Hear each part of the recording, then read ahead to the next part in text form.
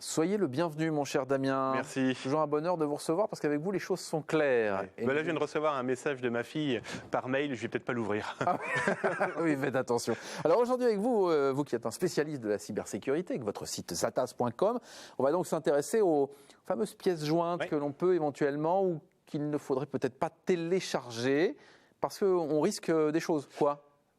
Quand on reçoit un fichier, il peut être piégé. Il faut vraiment arrêter de se voiler la face. On peut recevoir des fichiers qui pourraient, par exemple, prendre en otage votre ordinateur. Ça veut dire quoi? On appelle ça du rançonnage. D'accord. Vous vous retrouvez avec votre ordinateur inutilisable, avec un compte à rebours qui vous dit « Eh bien maintenant, vous avez 2 jours, vous payez, sinon vous avez tout perdu. » Première possibilité. La moins grave presque, je dirais, non ?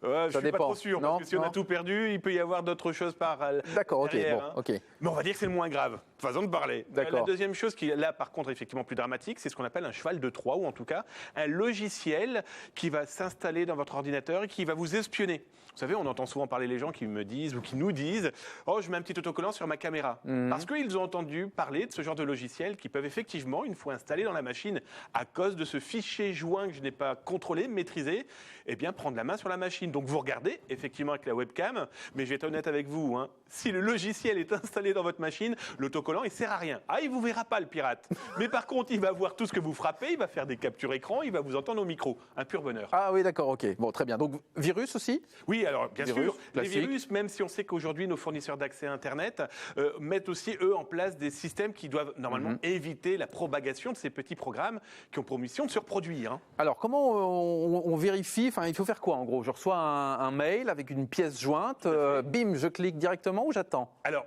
d'abord, on vérifie qui me l'a envoyé, ce courrier. C'est vrai. C'est mamie, c'est mes filles, c'est un inconnu, ça peut être l'entreprise. Eh bien, j'hésite pas quand même à envoyer un petit mail ou à envoyer un petit coup de téléphone en disant « C'est toi qui m'as envoyé tel ou tel fichier ». Faut vérifier avant. Et là, un exemple que va nous montrer notre réalisateur.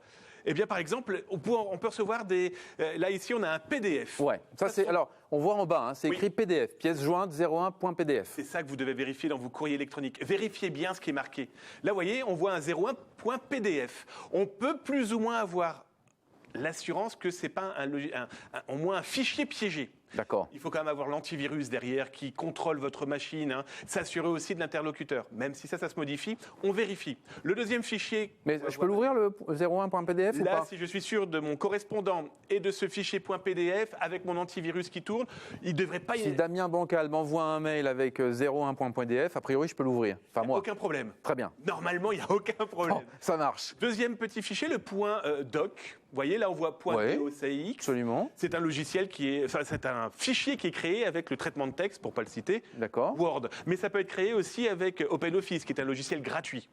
Par contre, là, on va regarder... Donc là, celui-là aussi, je peux y aller. Je peux y aller, a priori. Alors, demandez quand même à vos interlocuteurs d'envoyer ce genre de fichier soit en .text, TXT, ou en .rtf. Ah bon ?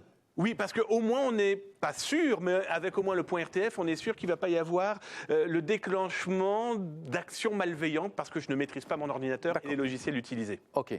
Par contre, là, on va regarder un fichier qu'il faut clairement fuir. Là, vous voyez, j'ai par exemple un 01.pdf, comme tout à l'heure, mais .zip. Ça, c'est pas bien, ça. Ça pourrait être aussi un .exe, E-X-E. Méfiez-vous. Pourquoi ? Parce qu'il se fait passer pour un PDF ou pour une image ou pour un autre logiciel. Là, on ne clique pas du tout dessus, on le fuit comme un rat mort. Bon.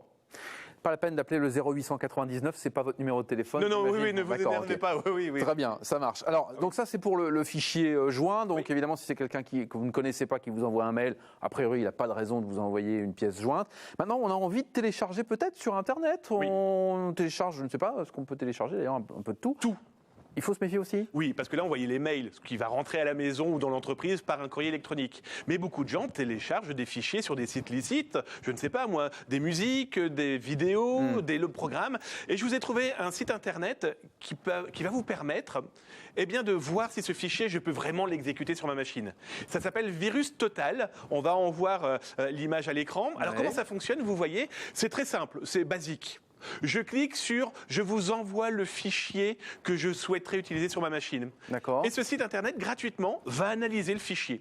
Et il va vous dire si vous pouvez l'utiliser en toute conscience et surtout en toute sécurité ou carrément le mettre à la poubelle. Et je mets quoi ? Je mets le lien ? Je fais un clic droit ? Alors, soit le lien, ça c'est plus intéressant parce que on va toujours normalement télécharger sur un site qu'on connaît, qui est connu, qui a pignon sur rue. Mais on peut trouver des sites, des blogs ou autres, où on ne sait pas trop qui est derrière. Eh bien, je peux mettre soit le lien directement de ce téléchargement, ou le fichier. Et donc, du coup, ce virus total va l'analyser pour moi.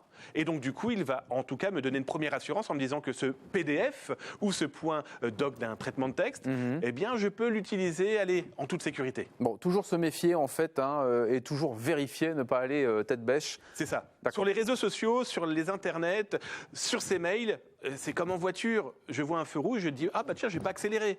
Avec l'informatique, c'est pareil. Je vérifie. Bon. Un petit coup d'œil sur les paramètres. Oui, très important. Ouais. Là, c'est un exemple avec Windows, mais c'est aussi pour Apple, mais aussi pour son téléphone portable, ses consoles de jeux, ses tablettes. Il y a déjà des paramètres de sécurité qui sont préinstallés. Ne les modifiez pas parce que c'est sympathique. Ou alors, lisez correctement le mode d'emploi. Et si jamais on vous dit, je vous propose un antivirus, mettez-le à jour. Oui. C'est vrai que c'est une bonne idée. En 3 mots, on parle de quoi sur zatas.com en ce moment ? Alors en ce moment, de retour les arnaques au grand parc d'attractions. En gros, vous recevez sur WhatsApp, mais aussi sur d'autres réseaux sociaux, un message qui vous explique que tel ou tel parc vous offre des places gratuites. Par pitié, le Père Noël, c'était le 25 décembre, c'est fini. Merci beaucoup, mon cher Damien. Vous revenez la semaine prochaine, puisque va se dérouler un grand salon autour de la cybersécurité dans quelques semaines, dans quelques jours, la semaine prochaine. Vous nous en direz plus lundi prochain sur WEO en direct, bien évidemment, à 18h45. Et on vous retrouve aussi sur votre site zatas.com.